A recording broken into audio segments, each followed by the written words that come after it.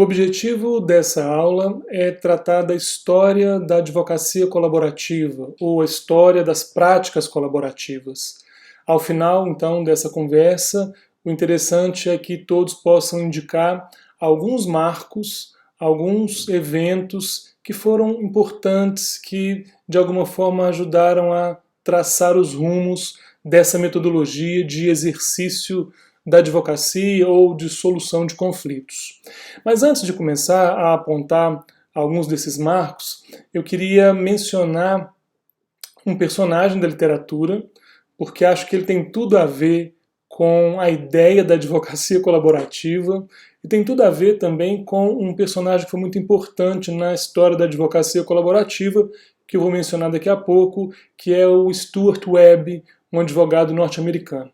E esse personagem é o Don Quixote. Eu tenho aqui uma edição do engenhoso fidalgo Don Quixote de la Mancha, e logo quando o livro começa, descreve-se a iniciativa do Don Quixote, já um senhor aí por volta dos 50 anos, de sair pelo mundo resolvendo problemas, lutando contra a injustiça, desfazendo malfeitos. Ele havia lido muitos livros, muitos e muitos livros, e esses livros mexeram com a cabeça dele. E, por essa razão, ele resolveu sair pelo mundo, e mais ou menos cada um de nós conhece um pouquinho dessa história. Por exemplo, o famosíssimo evento em que o Don Quixote vê moinhos de vento, mas na verdade ele enxerga gigantes, e ele parte para cima daqueles moinhos de vento como se fossem gigantes, com sua lança, tentando combatê-los, tentando vencê-los. E assim as aventuras vão se sucedendo. Ele tem uma visão muito peculiar da realidade, mas o que o move, para além da sua paixão pela Dulcinea del Toboso, que é uma musa imaginária, além disso, a sua vontade é sair pelo mundo e resolver as injustiças, e agir como os cavaleiros andantes dos livros de cavalaria que ele se habituara a ler. Então eu queria começar com a evocação dessa figura. No finalzinho da aula eu vou ler um trechinho do livro, porque acho que ela pode nos inspirar para a nossa conversa. Bom, a história da advocacia colaborativa começa nos Estados Unidos na década de 90, no início da década de 90. Mais precisamente em fevereiro de 1990, um advogado do estado de Minnesota acaba por tomar uma decisão um pouco inusual. Ele publica uma carta, ele envia uma carta para seus amigos, seus colegas, para juízes, para clientes, se autoproclamando advogado colaborativo. Primeiro e único advogado colaborativo. E nessa carta ele explica que a partir dali ele só vai trabalhar, só vai exercer a advocacia no âmbito extrajudicial, na tentativa de solução pacífica, consensual das controvérsias. Ele não vai acompanhar os seus clientes, caso os clientes desejem ou precisem, não vai acompanhá-los numa eventual fase judicial, numa eventual fase litigiosa do conflito. Então, ao fazer isso, ele dá a senha, ele dá o ponto de partida para uma nova forma de praticar, de exercer a advocacia.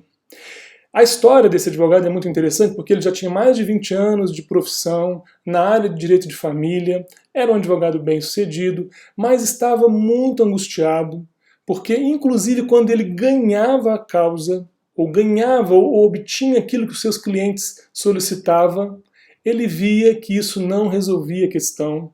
Alguns anos depois ele encontrava clientes para os quais ele havia obtido decisões favoráveis, e os clientes relatavam situações ruins, desagradáveis, sofrimento, tristeza, famílias destroçadas.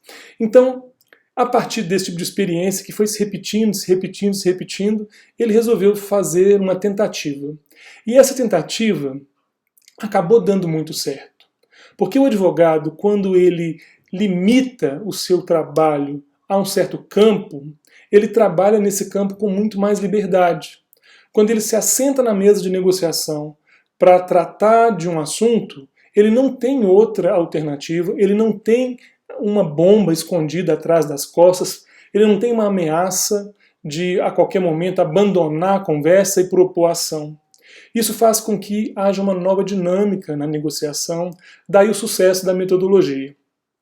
Paralelamente a essa ideia do Stuart Webb, havia em outros estados grupos de psicólogos e advogados que já vinham trabalhando na área de direito de família numa nova perspectiva. Alguns desses advogados e psicólogos vão se reunir alguns anos depois, e mais precisamente no ano 2000, vão fundar uma academia de profissionais colaborativos, uma academia internacional de profissionais colaborativos, que vai adotar para si um escopo muito amplo, que é o de fazer com que a metodologia se expanda por todo o território, todos os territórios, primeiramente de língua inglesa, já que, por exemplo, no Canadá já havia naquele momento a utilização da metodologia, mas também para outros espaços. Então a fundação do Instituto no ano 2000 é um marco bastante interessante. Veja que da ideia do Stuart Webb até o Instituto são 10 anos, e nesse intervalo a metodologia se enriquece muito porque ela recebe o aporte justamente de profissionais de outras áreas, notadamente a psicologia, que vão acrescentar um segundo elemento para as práticas colaborativas, que é justamente a multidisciplinaridade. Então Stuart Webb começa com a não litigância e acrescenta-se na sequência a multidisciplinaridade, e são essas as duas características básicas, né, que distinguem a metodologia de qualquer outra forma de exercício da advocacia. Como que o Brasil, como que essa ideia chega até nós, chega no Brasil? Há uma forma simples de contar essa história a partir de dois núcleos que se formaram, um no Rio de Janeiro, um em São Paulo. O núcleo do Rio de Janeiro se formou ao redor de uma mediadora, que é uma referência na mediação brasileira, que é a Tânia Almeida, e o grupo de São Paulo se formou ao redor de um outro mediador, que também é uma grande referência na mediação brasileira, que é o Adolfo Braga Neto. Ao redor desses colegas, especialistas em mediação, outros advogados e profissionais de outras áreas começaram a estudar essa tal de metodologia colaborativa. Alguns deles foram aos Estados Unidos, estudaram lá com os colegas da Academia Internacional e voltaram, ministraram cursos, formações, e desses grupos surgiu a ideia de apresentar uma proposta ao Prêmio Novari, do ano de 2013, a 10ª edição do Prêmio Novari. E a proposta apresentada de práticas colaborativas no direito de família acabou sendo vencedora. A Olivia Furst foi a coordenadora da equipe que redigiu a proposta. Ela costuma dizer que ter vencido esse prêmio funcionou como um grande marco na história da metodologia colaborativa no Brasil.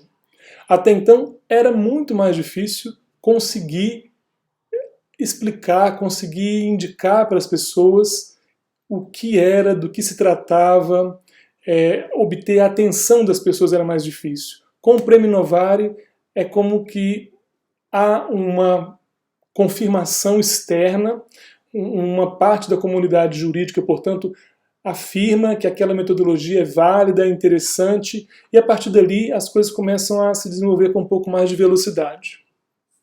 Um outro marco que pode ser indicado é que justamente no ano seguinte, em 2014, esses profissionais, junto com outros colegas, organizam o Instituto Brasileiro de Práticas Colaborativas.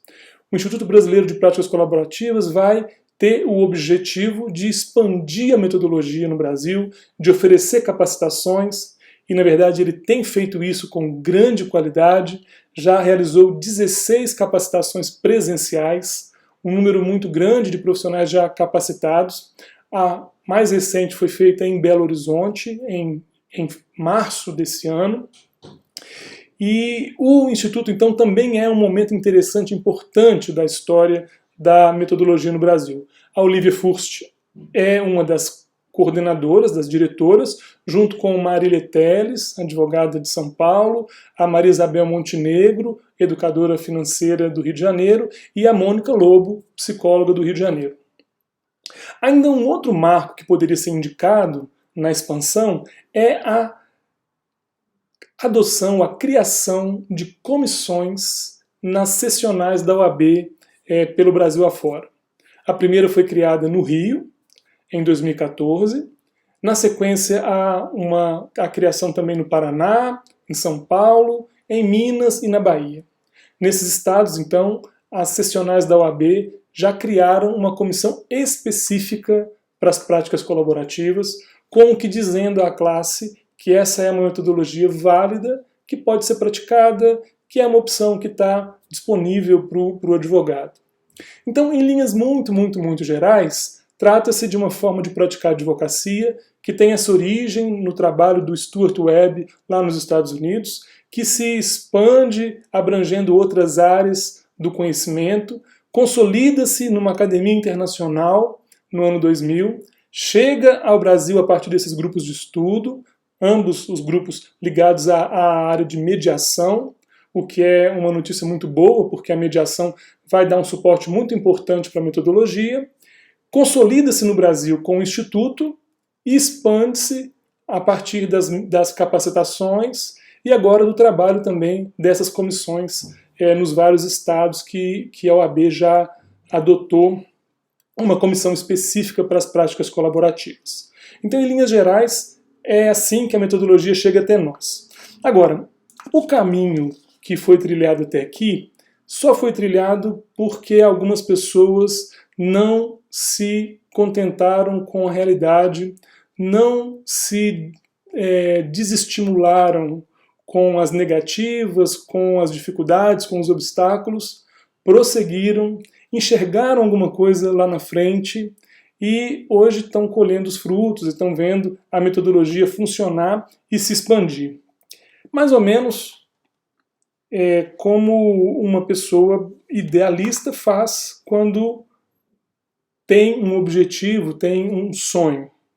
É claro que a figura do Don Quixote é muito complexa, não é? Não é simples analisar ou tomá-la como exemplo. Mas, num certo sentido, ele pode nos ajudar porque também decide sair pelo mundo, decide ir sem saber o que ia enfrentar para praticar o que ele considerava justo. Aqui, bem no início do livro, tem uma explicação bem interessante de como ele decidiu sair para praticar a justiça, e eu vou terminar essa aula lendo esse trechinho. Por fim, perdido o resto de juízo que ainda conservava, ocorreu-lhe o mais estranho pensamento que jamais passara pela cabeça de outro louco neste mundo. Pareceu-lhe conveniente e necessário, tanto para o engrandecimento de sua honra, como para o proveito da República, fazer-se cavaleiro andante e sair pelo mundo com armas e cavalo em busca de aventuras e a exercitar-se em tudo o que havia lido acerca das práticas dos cavaleiros andantes, desfazendo todo gênero de agravos, enfrentando agruras e perigos, a fim de que, vencendo, pudesse granjear fama e nome eternos. Então, essa foi a nossa conversa de hoje sobre a história das práticas colaborativas.